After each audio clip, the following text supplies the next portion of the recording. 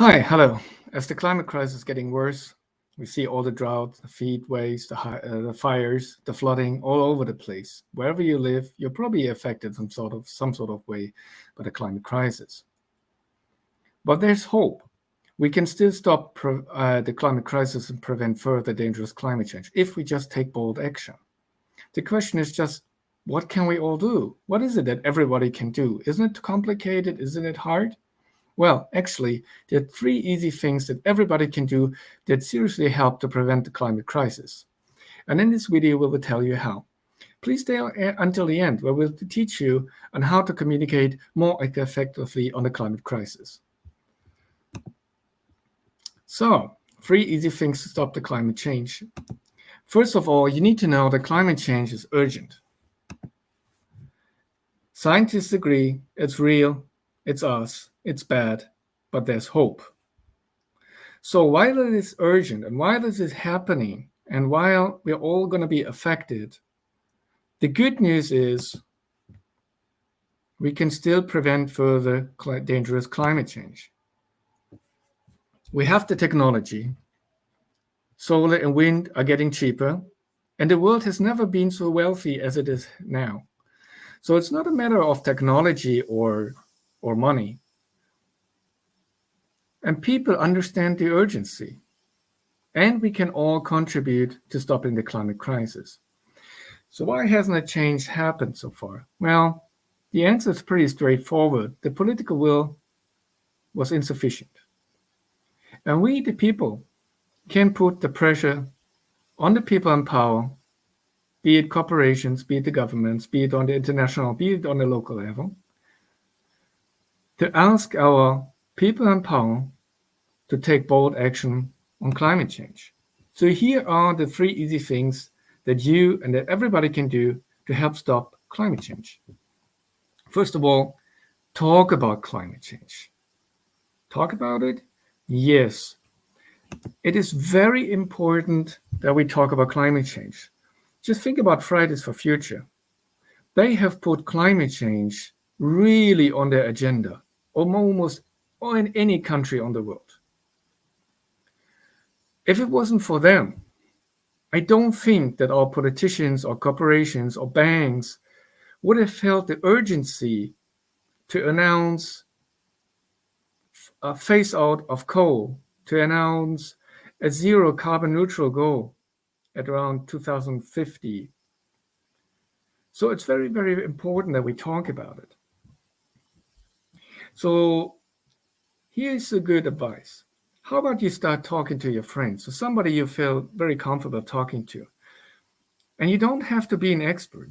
So don't think you need to be a climate scientist. You have to know the basics, but that's about it. What really matters is like why you care. So tell your story. When you talk to your friends or your family or your colleagues, or if you want to approach a politician, make sure you tell your story. Let her or him know why you want to stop climate change and why that person should join you in taking action. Number two, share something on social media.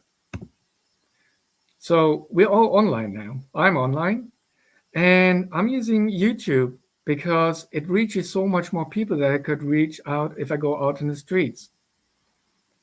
Social media is very accessible, so you're probably using it. You're either using, I don't know, Facebook, Twitter, well, X, I guess, or Instagram, or a different one.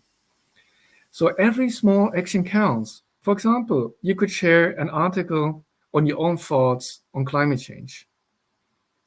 Whatever it is, any platform is okay, but make sure you use your story. So when you share an article, just say like, why you're sharing this article, why you feel urgency, and always, always, always put some hope into it.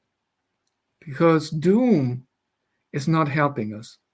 It's important to emphasize the urgency of climate change, but it's also very important to give people hope, because only if we have hope, we will act. And then when you share something on social media, hopefully you will get some reactions. There could be likes, there could be a retweet or comments. And then those people who retweeted or commented on your social media article or thought or whatever you shared, those are the people who are probably also interested in climate change. So you might want to follow up with them, write them a message and say, oh, thanks for sharing the articles. Thanks for liking it. What are your thoughts on the climate crisis? And listen to them. Number 3, learn more about climate change. So while I said that you don't have to be a climate scientist by any means, don't worry about it. It always helps to build your capacity. The more you know, the more confident you will get. So if you talk to somebody and somebody asks you a question, you don't have to, have the answer to everything. But of course, the more you know, the more confidence you get, and the more action you likely want to take. So when you learn about climate change, you need to make sure that you check out trustworthy sources. Because there's so much misinformation on the net. There is so much misinformation, either on purpose or not on purpose, but you need to check if that's what is written is actually true, especially on social media. So trustworthy sources are not limited to, but include, for example, The Guardian, which is a British newspaper. It's online. It's free to read. I highly recommend it. Democracy Now! Also has a channel here on YouTube. You might want to check it out. It's an excellent channel on news in general, not only on climate change, of course. And DW, which stands for Deutsche Welle, which is like a German wave, literally what it means.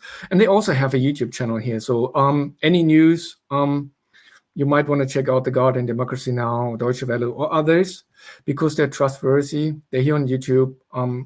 They have like a couple of short videos, so you might want to check it out. Anything that's related to climate change. And then those videos, articles, or whatever you found interesting, like save it at a specific place that you can access. So that could be, for example, be a Google Drive, right? So all the pictures that you found, or the articles, the links, the videos, save the data themselves or just the links into a Google Drive, so you can always access them when you want to remember something, or when you want to use something, when you present to somebody about the climate crisis. Okay, so here's the last piece of advice. Know who you are talking to, because we're all different. I'm different, you're different, and your friends will be different. So how can you have more impact when you're communicating on a climate crisis? Well, it's about knowing your audience, knowing who you're talking to. And here it is important that listening comes first. Listening is super important. You will only learn about other people if you listen to them. Of course, it's important to tell your story, but it is also very, very important that you listen to them first and understand their values. Where are they coming from? What's important for them? What drives them? For example, if they are denying the climate crisis, if they're skeptic about it, if they're unsure, if they are thinking it's real, but they're passive, they don't want to take action, or they're not confident to take action. So understand what is driving them, where are they coming from, what's their motivation. So gather that sort of information about the people you're talking to. And then after you've listened to them, don't deny their faults, but appreciate them for sharing what they think to you. And after you've done all of this, then you can share your personal thoughts.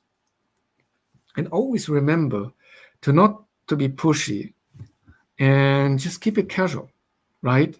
You're not want to start like a fight or flame wars with somebody, be it online, because it doesn't help, right?